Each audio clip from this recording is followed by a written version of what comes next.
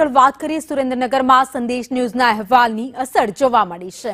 અનેક પુલ જર્જરિત હોવાનો અહેવાલ રજૂ કરવામાં આવ્યો હતો। અહેવાલ બાદ તંત્ર સફાળું જાગ્યું અને જર્જરિત પુલની બેરિંગો બદલવાની કામગીરી શરૂ કરી છે। 15 દિવસ જર્જરિત પુલ બંધ રાખી કામગીરી કરવામાં આવશે। હાઇડ્રોલિક ટેકનોલોજીથી પુલનું સમારકામ શરૂ કરવામાં આવ્યું છે। ખાસ કરીને ગોગાવો નદી પરનો પુલ જર્જરિત બનતા અમદાવાદ રાજકોટથી આવતા વાહનો માટે ડાયવર્ઝન આપી સમારકામ શરૂ કરવામાં આવ્યું છે। તો સંદેશ ન્યૂઝના અહેવાલની અસર જોવા મળી છે। સુરેન્દ્રનગરમાં અનેક પુલ એવા હતા જેના ઉપર મોટી તિરાડો પડી ગઈ હતી।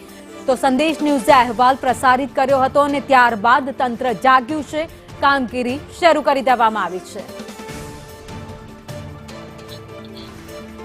વધુ અપડેટ સાથે સંવાદદાતા ભાવેશ પ્રજાપતિ અમારી સાથે જોડાયા છે। ભાવેશ, સંદેશ ન્યૂઝના અહેવાલની ધારદાર અસર જોવા મળી, અહેવાલ પ્રસારિત કર્યો ત્યારબાદ હવે તંત્ર જાગી અને કામે લાગ્યું છે।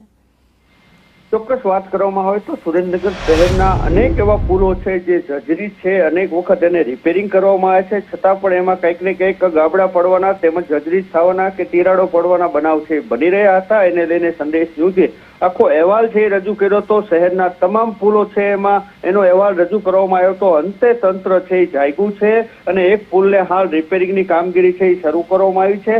પુલની નીચે જે 36 બેરિંગો છે બદલવાની કામગીરી છે કામગીરી હાથ ધરવામાં આવી છે। હાઇડ્રોલિક ટેકનોલોજીથી આ પુલનું સમારકામ છે એ શરૂ કરવામાં આવ્યું છે। હજી પણ આવા અનેક પુલો એવા છે જે જર્જરિત હાલતમાં છે ને ક્યારેક પણ કોઈ પણ મોટી ઘટના છે બની શકે છે। આ પુલને પણ રિપેરિંગ કરવાની લોક માંગણી છે ઊંચી છે। જોઈએ આવનારા સમયમાં એ પુલ છે ક્યારે રિપેરિંગ કરવામાં આવે છે। પરંતુ ફરી એકવાર સંદેશ ન્યૂઝના અહેવાલ બાદ તંત્ર છે સફાળું જાગી અને કામગીરી કરવા માટે થઈ હુકમો કર્યા છે અને હાલ કામગીરી છે ચાલુ કરવામાં આવી છે। જોકે આ જે પુલ છે બંધ કરવામાં આવ્યો છે એને લઈને લોકોને 10 થી 15 દિવસ હાલાકીનો સામનો છે કરવો પડશે।